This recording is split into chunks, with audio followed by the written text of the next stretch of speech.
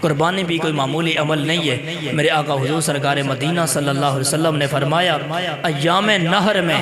قربانی کے ایام میں جو عمل اللہ کے دربار میں سب سے محبوب ہے، جو سب سے پسندیدہ عمل ہے، وہ عمل کوئی اور نہیں، وہ جانور کو ذبح کرنا ہے، وہ جانور کو قربان کرنا ہے، وہ اللہ کی بارگاہ میں قربانی پیش کرنا ہے۔ آج کچھ لبرل قسم کے لوگ اور لنڈے کے دانشور آج امت مسلمہ کو یہ درس فکر دیتے ہیں اور ٹی وی چینلز کے اوپر انٹرنیشنل سطح کے اوپر بیٹھ کے یہ پیغام دیتے ہیں وہ کیا ضرورت ہے قربانی کرنے کی، کیا ضرورت ہے لاکھوں جانور قربان کرنے کی، کیا ضرورت ہے یہ جانوروں کے ساتھ ظلم عظیم کرنے کی، بجائے قربانی کرنے کے، بجائے جانوروں کو تکلیف دینے کے یہ پیسہ کسی غریب کو دے دیا جائے، کسی یتیم کو دے دیا جائے، کسی بیوہ کو دے دیا جائے، کسی غریب کی بیٹی کی شادی کروا دی جائے، کسی فلاحی کام کے اندر لگا دیے جائے۔ لیکن یاد رکھنا جن لوگوں کے اوپر قربانی کی شرائط پوری ہوتی ہیں ان لوگوں کے اوپر قربانی کرنا واجب ہوتا ہے۔ جن کے اوپر قربانی کی شرائط پوری ہو رہی ہوں ان کے اوپر قربانی کرنا واجب ہو رہا ہوتا ہے۔ اب ایک طرف واجب عمل ہے، ایک طرف واجب عمل ہے، دوسری طرف غریب کی مدد کرنا وہ ایک نفلی کام ہے، وہ نفلی صدقہ ہے۔ یتیم کی مدد کرنا نفلی صدقہ ہے، بیوہ کی مدد کرنا نفلی کام ہے۔ اسی طرح کسی فلاحی کام کے اندر حصہ لینا وہ ایک نفلی عمل ہے۔ اب ایک واجب عمل سے ہٹا کر لوگوں کو نفلی کام کی ترغیب دینا، نفلی کام کا درس دینا،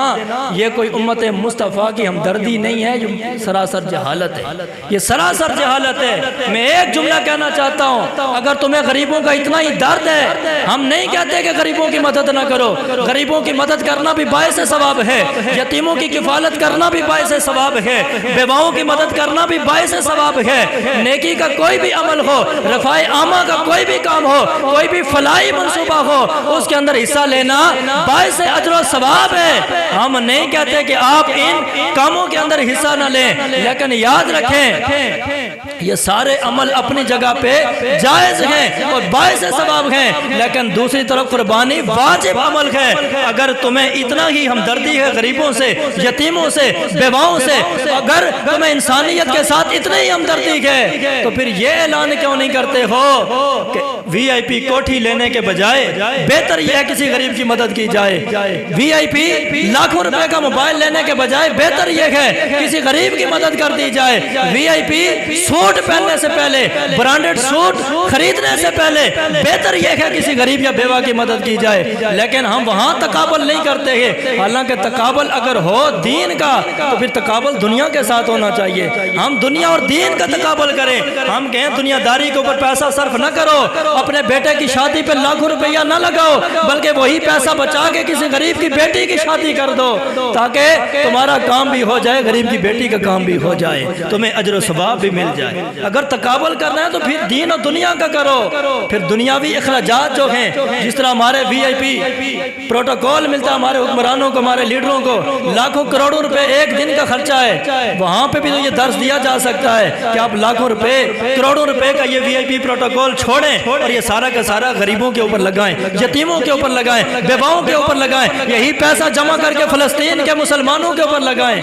ان کو بھی تو درس دیا جا سکتا ہے۔ لیکن دنیاوی معاملات کے اندر ہم تقابل نہیں کرتے، اگر تقابل ہم کرتے ہیں تو دین کا تقابل کرتے ہیں۔ یاد رکھنا یہ غریبوں کے ساتھ ہمدردی نہیں ہے، یہ سراسر جہالت ہے، یہ امت مصطفیٰ کو فرائض اور واجبات سے دور کرنے کی ناکام کوشش ہے، یہ امت مصطفیٰ کو دین سے اور ثواب سے محروم کرنے کی یہ ایک سازش ہے۔ لہذا یاد رکھنا کہ دین کا کوئی بھی کام ہو جو نیکی کا کام ہے ہم اس کی قطعاً کوئی مخالفت نہیں کرتے، ہم کہتے ہیں غریبوں کی مدد بھی کرو، یتیموں کی مدد بھی کرو، بیواؤں کی مدد بھی کرو، فلاحی کاموں کے اندر بھی حصہ لو، فلسطین کے مسلمانوں کی اگر مدد کر سکتے ہو ان کی مدد بھی کرو، جہاں بھی مسلمان پریشان ہیں ان کی مدد اگر کر سکتے ہو تو کرو، لیکن اس کے ساتھ ساتھ اگر اللہ نے حج فرض کیا ہے تو اس فریضے کو بھی ادا کرنا ہے، قربانی اللہ نے واجب کی ہے تو قربانی بھی ادا کرنی ہے، اگر اللہ نے زکوٰۃ فرض کی ہے تو تم نے زکوٰۃ بھی اپنے وقت کے اوپر ادا کرنی ہے۔ وہ سارے اعمال اپنی جگہ پہ درست ہیں، اپنے وقت پہ درست ہیں، لیکن جب ان اعمال کا وقت آئے گا تو آپ نے یہی فرائض ادا کرنے ہیں، یہی واجبات ادا کرنے ہیں۔ آپ کسی فرض واجب کو چھوڑ کر کسی نفلی کام کی طرف نہیں جا سکتے ہیں۔ یہ قربانی والا عمل ہے۔ اگر ایک قربانی کے اوپر اگر 30,000 روپے خرچہ آتا ہے، ایک بڑے جانور کے اندر پر حصہ ڈالتے ہیں 30,000 روپیہ اگر آتا ہے، تو آپ 30,000 اگر نہ لگائیں، جانور کے اندر حصہ نہ ڈالیں، جانور کی قربانی نہ کریں، دوسری طرف اگر لاکھوں روپیہ بھی کسی غریب یتیم بیوہ کو کسی مدرسے کے اندر فلاحی کام کے اندر لگا دیں، تو جو آپ کے ذمہ واجب ہے، یہ واجب کبھی بھی ترک نہیں ہوگا۔ آپ گناہگار ہوں گے ترک واجب پہ۔ اس لیے وہ جتنے بھی اعمال ہیں وہ اپنی جگہ پہ باعث ثواب ہیں، وہ قابل قبول ہیں، لیکن کسی فرض یا واجب کو ترک کر کے آپ نفلی کام نہیں کر سکتے۔ یہ فرض یا واجب آپ کے ذمہ باقی رہے گا، آپ گناہگار ہوں گے۔ اس لیے میرے آقا حضور سرکار مدینہ نے بتا دیا، میرے آقا نے فرمایا ایام نہر میں اگر کوئی سب سے محبوب عمل ہے، رب کا پسندیدہ عمل ہے تو وہ قربانی ہے۔ مجھے بتائیں میں اور آپ دین کو زیادہ سمجھتے ہیں یا آقا حضور زیادہ سمجھتے ہیں؟ آج کل لبرل قسم کے لوگ دین کو زیادہ سمجھتے ہیں یا آقا حضور زیادہ سمجھتے ہیں؟ جب آقا حضور نے بتا دیا یوم نہر میں کوئی عمل بھی اللہ کے دربار میں اتنا مقبول نہیں ہے جتنا قربانی ہے، تو پھر باقی سارے عمل ترک کر کے قربانی ہی کرنی پڑے گی،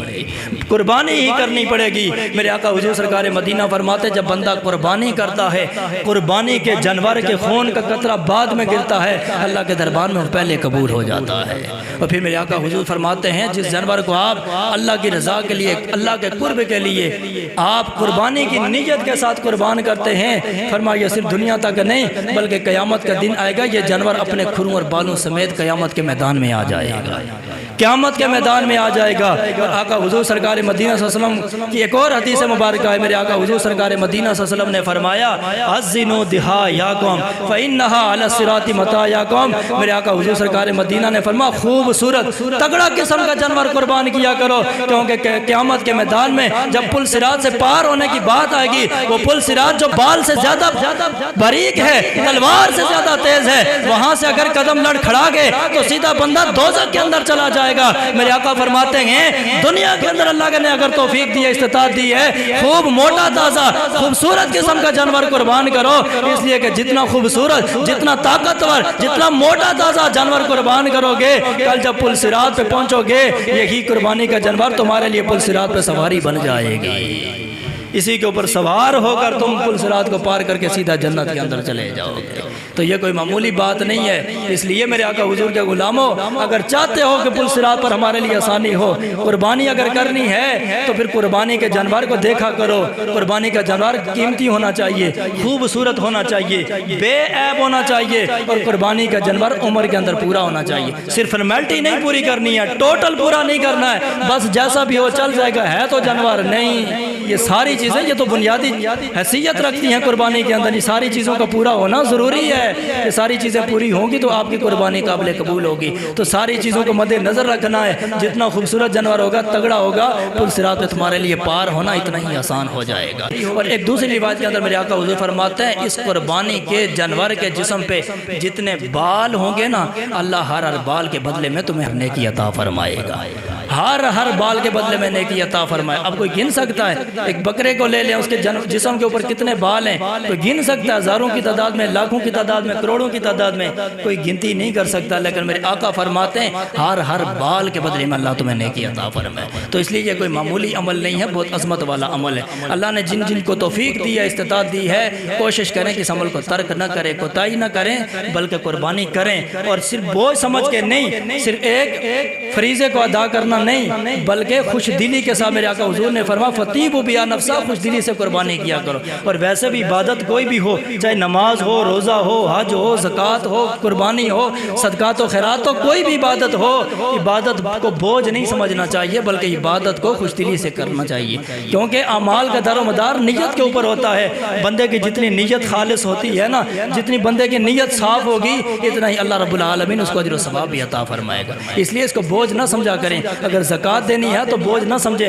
نماز پڑھنی ہے تو بوجھ نہ سمجھیں، اگر حج کرنا ہے تو بوجھ نہ سمجھیں، اسی طرح اگر قربانی کرنی ہے تو بوجھ نہ سمجھیں، بلکہ خوش دلی سے قربانی کریں۔ جتنی خوش دلی سے قربانی کریں گے اللہ اتنا اجر و ثواب عطا فرمائے گا۔